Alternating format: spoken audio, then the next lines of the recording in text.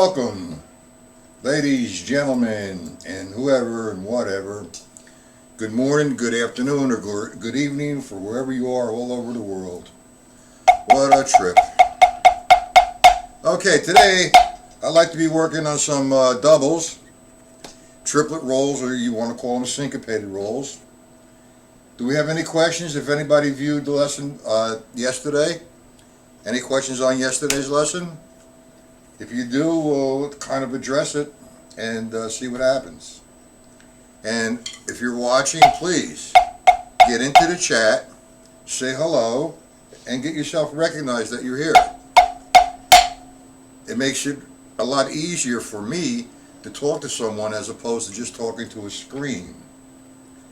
Okay, back to warming up another minute or so. Okay.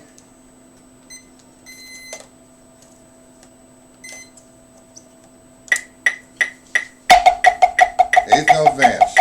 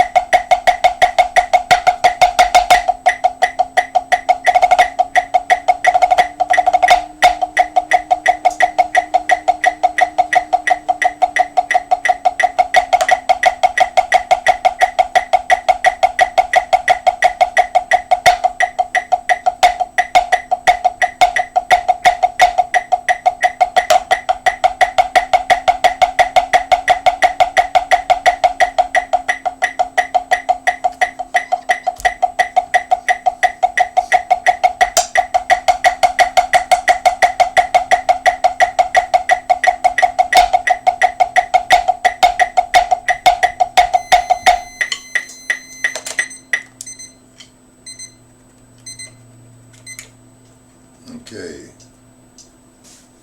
Hey Scott, how are you? Sorry, I was just loosening up a little bit. Well, you weren't here yesterday, correct, Mr. Scott?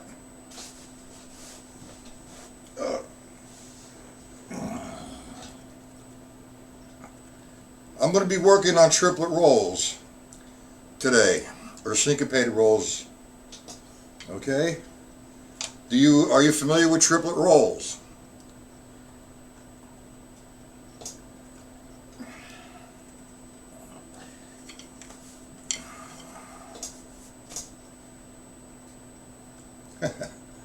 Okay, that's no problem.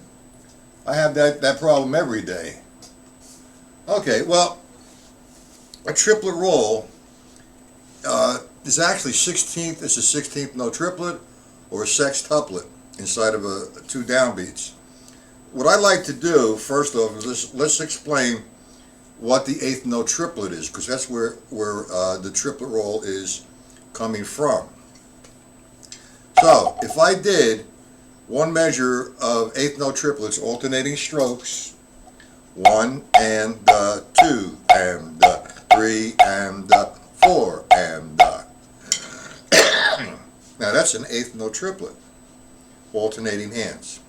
Now if I want to make that into excuse me, a triplet roll, all I do is double each count. 1 and 2, 3 and 4 and 1, 2, 3, 4 and 1, 2, 3, 4. Okay, does that help you somewhat, Scott? I'm taking the eighth note triplet and doubling the stroke. And if you can see that there's 6 strokes in between each downbeat. 1 and 2 and 3, 4. So if I was to roll, for example, over to 2, 1 and 2, I'd play the triplet roll over to a 2. And if you count the strokes there, it's a 7-stroke roll. 1 and 2. What I like to do as a warm-up when I'm working with triplet rolls is play one measure of eighth note triplets, 2, 3, and 4, then doubles.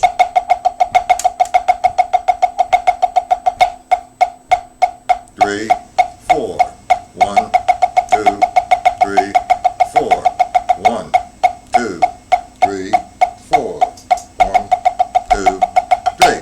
Now I like to get a number on, like you want to call it a benchmark, and it's really important to practice with a metronome. If you're not familiar with the triplet roll itself, yeah, hang out a little bit without the metronome.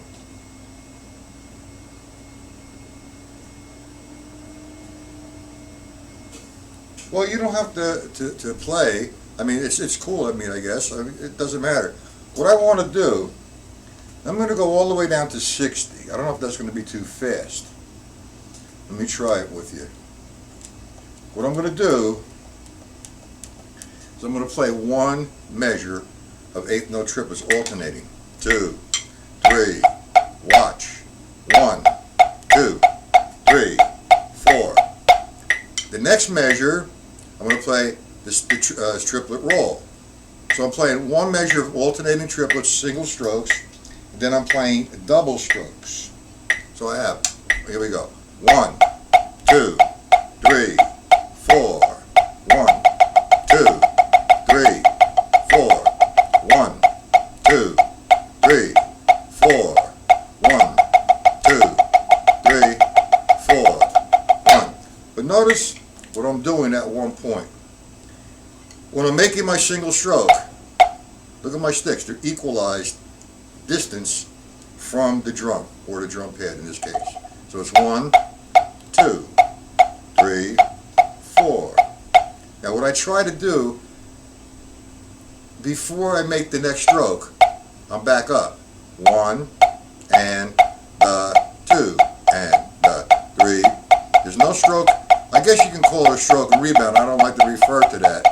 I like to refer to it as 2 duples. 1 and 2, 3, 4, 1. Now, what I do, I'll do that at 60 or wherever I feel comfortable at, and I'll do that for 2 or 3 minutes. I don't want to do it now for you for 2 or 3 minutes unless you'd like that. But what I do is I'll do that for 2 or 3 minutes and then bring the metronome up. Say I'm going to fast forward a little bit to 72. So now I'm going to play 1, 2, 3, 4. 1, 2, 3, 4. 1, 2, pop.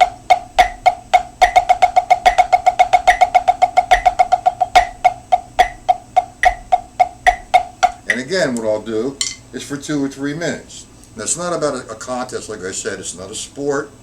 It's not how fast you can play it. It's how relaxed and consistently sounding the correct way, the same way. My right hand and left hand should sound the same. So what I'll do is if I did at 72, say for 3 minutes, or 4 minutes, or whatever you want to do, I'll take a 10-second break, and then I'll do it I'll do the roll itself, the triplet roll, okay, for maybe 3 minutes at that tempo. And it's hard to do it at that tempo because it's not physical. Well, yeah, I guess it is physical because you got to maintain that flow. You're going to find yourself a little bit ahead, a little bit behind, but you got to get right on the metronome. 1, 2, watch, 3. I'm going to do it for a little bit. 1, 2, 3, 4. 1, 2, 3, 4. 1, 2, 3, 4. 1, 2, 3, 4. What I'll do is I'll do that for 2 or 3, 4 minutes. Okay? Now, I have this particular exercise. I can't say I made it up. I don't know if I did, and I don't really care who wants to take credit for anything. It's an exercise that's going to help you do the triplet roll much better and maintain your focus. Now, what I do for the first measure, and I'm just going to go all the way around the eighth note triplet constantly until my end result is going to be this. 3, 4. So, I play a measure of eighth note triplet. 1 and the 2. 3, 4 and the 1 and the 2 and the 3 and the 4 and the 1. 2, 3, 4 and 1. So every time I go around, I'm adding the double. The first one would be on the 4 and the would be 4 and 1. I should have started with the 4 and 1. That's it, with the left hand. All right, so we have 4 and 1. Now, as I go again to 4 and it will be 4 and 1. 2. Do it again. 3, 4 and 1. 2, 3, 4, and that's on the 4. Okay, so I progress all the way until I get here. So here's what it is. 1, 2, 3, 4, and 1, 2, 3, and 4, and 1, 2, 3, 4, and 1, 2, 3, 4, and 1. Do we understand that exercise? I can slow it down somewhat. Do you understand that, Scott? I mean, there's a couple other guys in here. I mean, nobody's saying hello. Do you understand that, Scott? I mean, you can keep it on just the duh. 1, 2, 3, 4. Yes? No? Okay. Now, I come up with I like to use the syncopation book too as well. But it's just a good exercise, what I just did. You know, the end result is 1 and 2, 3, 4.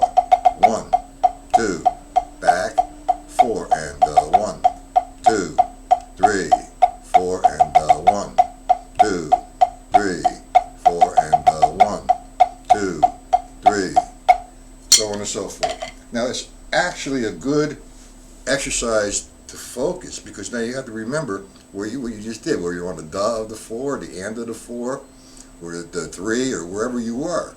So if you make a mistake, that's cool, but just keep rolling and rolling and rolling. Now, what I like to do as well is play triplets as you get them up and do that as an endurance exercise. Let me hit maybe 120. Standard marching tempo. My hands are loose, I guess.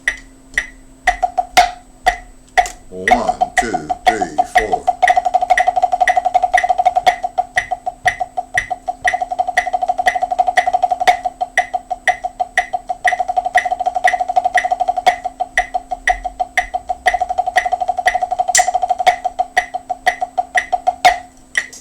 Lost the screen. There you go. Okay. Now, just hang out. You know, you can come up with a lot of different combinations. What I do, for example, and this is going to lead you to the syncopation book. If you have the first line of the stick control book, the sticking pattern is 1 and 2 and 3 and 4 and. That's what you see visually. So now, I'm going to interpret that line, swung. Do you know the difference between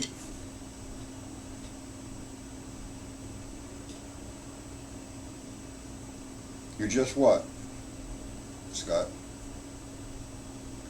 When you see the line, that's what you see, is straight up and down. 1, 2, 3, 4.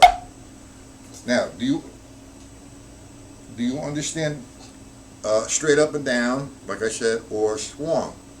Now, when somebody says to me, if I visualize, okay, what I do, if I have the stick control book, I'm looking at it straight up and down as written, I swing it, or it's swung. You'll never see anything written swung. It'll tell you swing it, or swung, played swung. So now I go, if I'm playing the first line with that sticking pattern, I'm thinking triplet, 1 and 2 and 3 and 4 and so if I played the first line like that, I eliminate the and of the triplet and only play the downbeats 1, 2, 3, 4 and the does of the triplet. So if I played the first line swung, it would be 1 and 2 and 3 and 4 and you understand that? S-W-U-N-G, swung. Bang, 2, 3, 4, bang. Swung.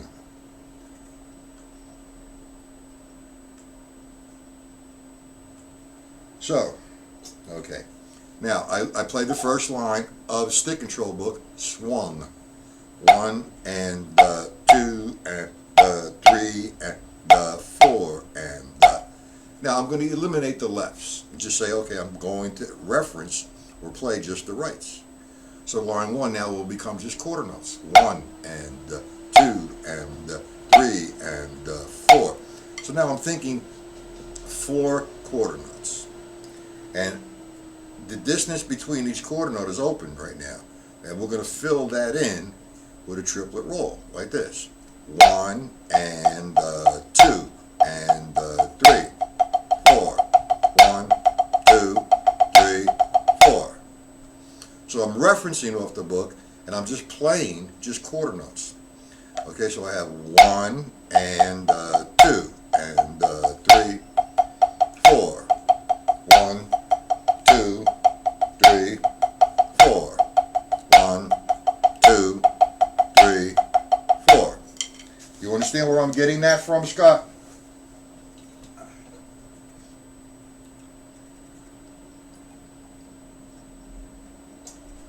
Yes, Y for yes, N for no. Well, that's all I need from you is a Y if you do understand it, and an N if you don't understand it. Okay. Now, that took care of the quarter note. If I go to line 2, the sticking pattern on line 2 is left, right, left, right, left, right, left, right. So I think of that as written, 1 and 2 and 3 and 4 and. Now if I swing it, or play a swung, it would be 1 and 2 and 3 and 4 and okay? I eliminate the lefts, it just gives me the rights on all it does.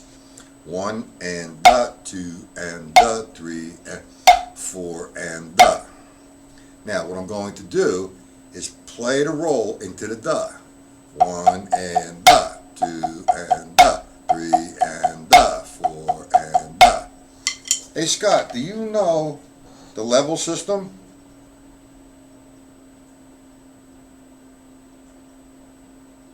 Yes, no? Because this is important here. Going like this with a 5. If I play line 1, you don't know the level system. Okay. Well, actually, many people that I talk to don't understand, or it's labeled the level system. This is what it is. It's the technical occurrence of what you do. It's very natural. Whether you realize it or not, you play with the levels. If you're playing soft, you try to keep your sticks close to the drum. You want to drop an accent, you naturally lift the stick and come down. Is that what you do?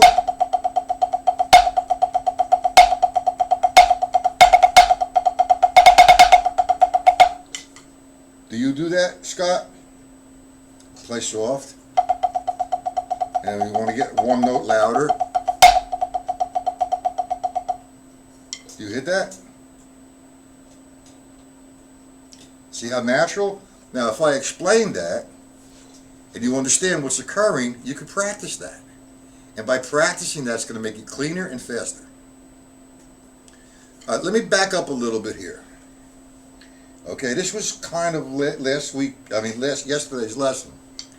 If I'm playing, for example, eighth notes, we're just going to put the triplet roll and the interpretation of the stick control book on the side for a second, so you understand. First off, I have to explain to you what the sticking heights or sticking positions are. All right, if I hold my stick like this, that high, it's about, I don't know, 18 inches off the drum maybe. It's a right angle. That's called the full stroke position. I come down like so. That's the half stroke position. I come down like so.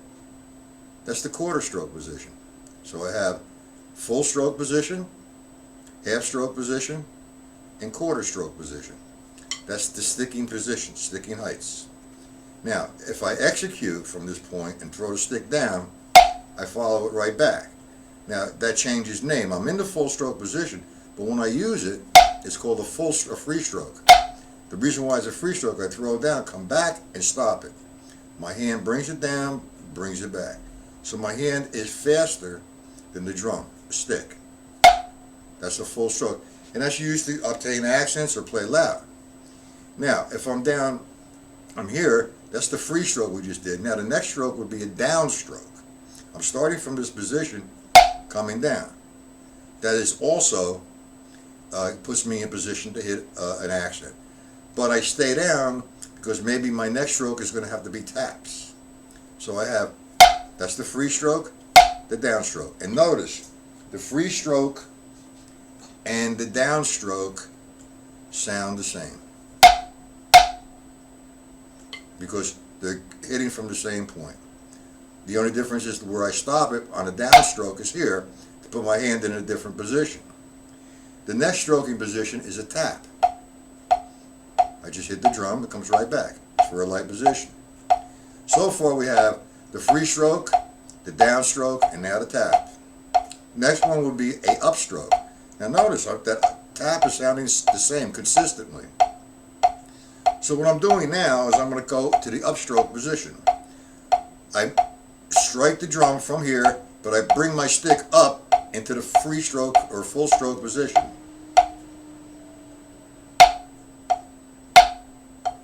Down, up. Okay, now, this is the first exercise that you want to do with the right hand and the left hand. And what we're going to be utilizing is the downstroke and the upstroke. Okay, and again, well, don't think of it this way right now. Just think of it as, I'm going to play the counts of 1, 2, 3, 4 as an accent, and I'm playing eighth notes. So if I just started it, and I don't want to look like a robot, but for instructional reasons, I'm looking like that so you can see what's occurring. Example, if I throw the stick down, 1, and keep it down, I have to come up. So what I just did, I got a loud sound and a soft sound. Now if I was playing eighth notes like this, and I want to accent 1, 2, 3, 4, I'd have 1 and 2 and 3. Hear the difference in sound? Accent and non-accent. And the upstroke in position for the downstroke. So I have down, up, down, up, down, up, down, up. Maintaining that consistent sound. Not. You got that? You do the same thing with the left hand. Whether you hold your stick traditional, or you hold it matched, or parallel, or however you want to call it, German or French or whatever, I hold my sticks traditional. Occasionally I'll go over to this, depending on what I'm playing on the drum set. But when I exercise on one surface, I 99% of the time hold it traditional.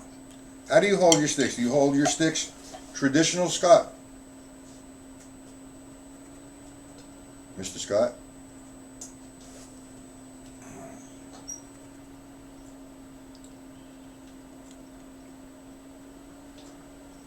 There's a big delay in the computer. All right.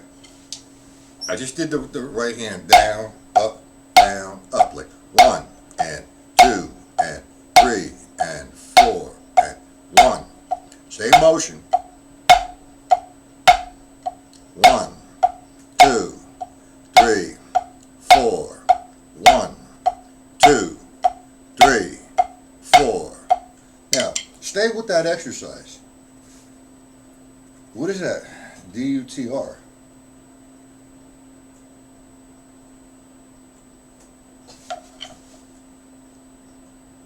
What is that? Okay. Well, eventually, you have to maintain some parameters. If you're going to hold them this way, that's called German. Got it? The back of my hand is facing my face. If I hold it thumbs up, that's called French. If I hold it this way, my left hand this way, this is called traditional. Okay, so we have traditional, French, and German. Now when I grab the stick, I don't know if you can see it, the fulcrum. The fulcrum is the balancing point. Now, I have my fulcrum here, that's balanced. I have my thumb flat up against the stick most of the time, and I have I can't know if you can see that.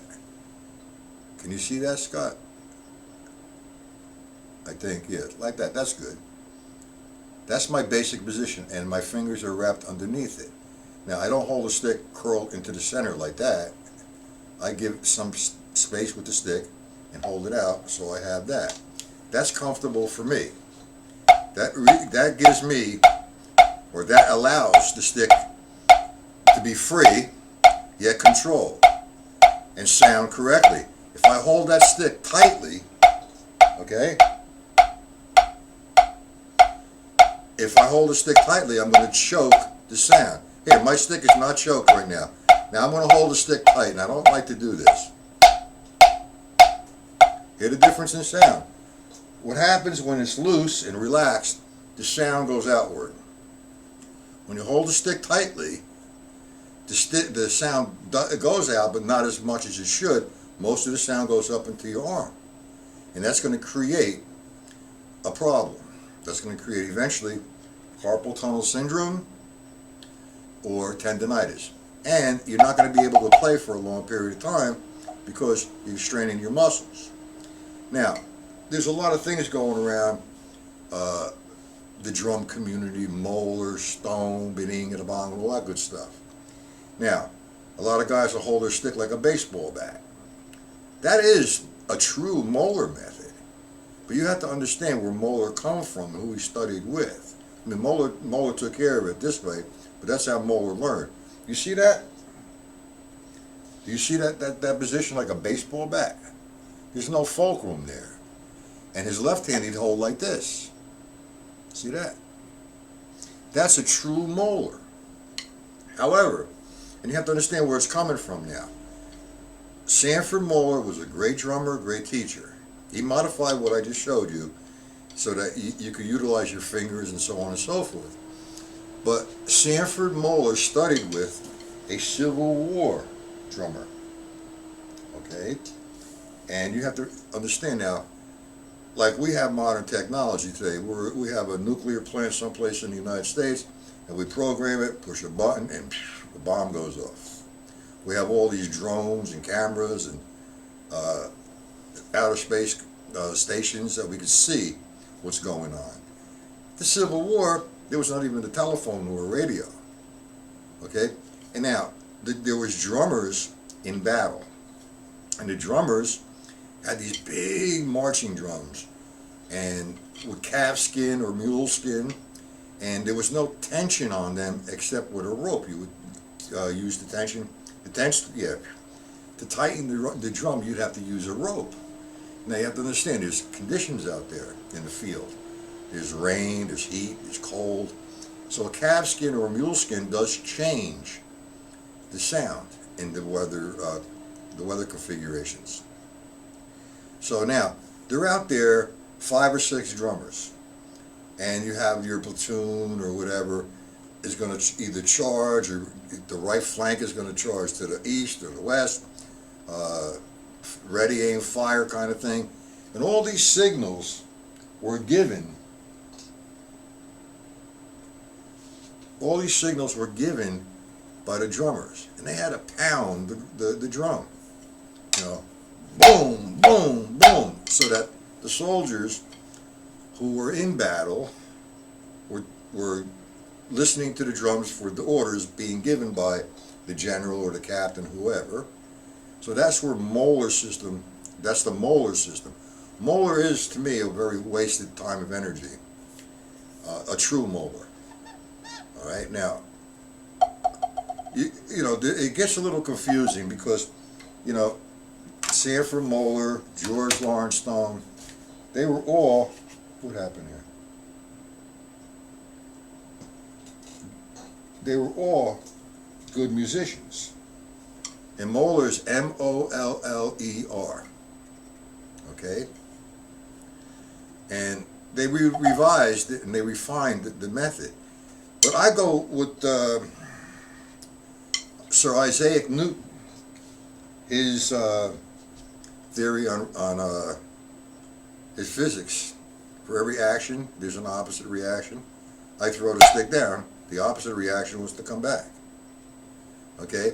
Then I get into distance, momentum, weight, and all that stuff. And that's very scientific, and I don't really want to get there and get talking about that, but that's what happens with your drumstick. So I don't label it as anything. I mostly label it as stone, because I learned this kind of method that I'm teaching from Joe Morello. And Joe Morello was a student of George Lawrence Stone. So George Lawrence Stone showed Joe Morello, and Morello showed his students. And I added myself. But it's distance. It's just it's a common sense kind of thing.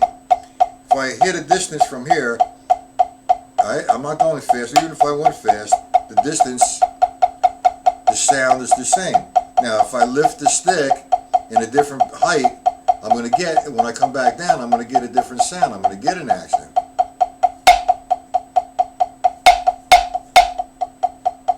See? It's very simple. Now, I don't see anybody that's in the drum community that really plays Moeller. Maybe Moeller or Stone, the concept gets a little confused. There's only one video I saw that, I forgot the name of the drummer, but I thought he was more or less making fun of the Moeller system, and he was playing like this, if you remember that. And like if you play this really fast in one of Joe Morello's instructional videos, you'll levitate and you'll fly away. And the name of that video that I just demonstrated with the drummer playing like this was "The Drummer Must Be on the Wrong Gig." So if you get a chance, check it out on YouTube. That, to me, is what Moeller represents. Okay? Now, Sanford Moeller took it back down. He used a little bit more of his terms were a little bit different, a whip. And whereas George Lawrence Stone, Joe Morello called it a pump. And remember, everything comes from the wrist. The arms help the wrist, the fingers help the wrist. But it all comes from the wrist. Now I'm using my fingers.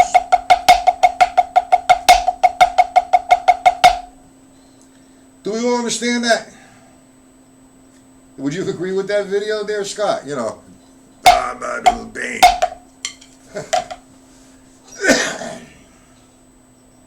Do we understand that one? Okay. You have any questions on what we went over today? Do you understand? You want me to review the levels again? Sticking heights, sticking positions, or control strokes, as they say?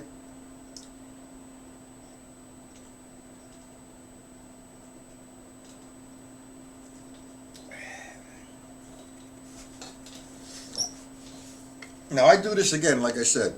on Monday, Tuesday.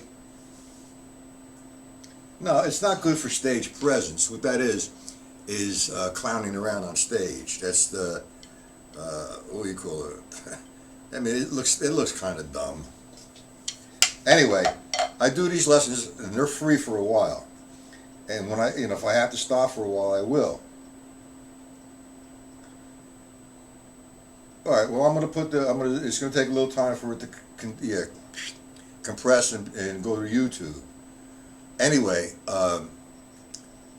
like I said, I do this on Monday, Tuesday, and Wednesdays, 1 p.m. Eastern Standard Time. And in the evening, like I said, if you know the game, it's not a game. If you know what I do is, I do my other site, live online lesson site, whereas I have other cameras and other mics and whatever, and I do a drum set application. So if you feel that you might want to try it out, go to the site, sign up. If you for a month, if you don't like it, you could always leave. If you like it, stay. Okay. All right. So I'm gonna shut off now. All right. I have to get off now. You don't have no questions. All right. Let me get off this. And thank you for stopping by. Hope I've helped in some small way.